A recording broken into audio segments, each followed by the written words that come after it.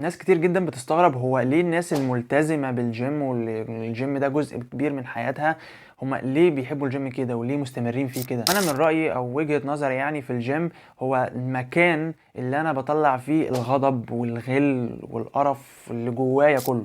يا معلم أنا 19 سنة وأنا عارف اللي هو وجهة نظرك فيّا أنت شُفت إيه في الدنيا يا ابني عشان تكون بتشوف قرف أو كده، بغض النظر عن النقطة دي. لكن كلامي هنا للشباب اللي في سني اللي هو لازم نكون في مخرج للغضب اللي جوانا. واحنا صغيرين اي حاجه بنعملها بعيدا عن المذاكره بتكون في اطار اللعب، سواء انت بتعرف ترسم، بتعرف تلعب كوره، بتعرف تمثل، اي حاجه من الحاجات دي بتكون كلها هوايه او لعبه. لكن دايما بنغفل عن اهميه الهوايه دي او اللعبه اللي احنا بنلعبها دي، لان احنا لما بنكبر كشباب وبنوصل لسن ال20 سنه احنا بيبقى جوانا طاقه كبيره جدا لازم نخرج الطاقه دي. فكره ان شخص عنده هوايه او موهوب في حاجه او عنده شغف لحاجه معينه، ده بيبقى المخرج بتاعه للطاقه، لانك كده كده انت هتحتاج انت تطلع الطاقه دي. فلو ما طلعتش في موهبه او ما طلعتش في شغف انت عايز تحققه، اكيد هتروح في سكه شمال، مخدرات بقى وما ذلك. فيعني لو في اب بيتفرج على الفيديو ده، فلو ابنك موهوب في حاجه نميه فيها، خليه يستمر فيها ويتطور فيها، لانها في وقت من الاوقات هتكون المنفذ بتاعه للغضب وللطاقه اللي بتبقى مشحونه جواه. بس يا معلم ده كان كلامي في الفيديو ده، اشوفكم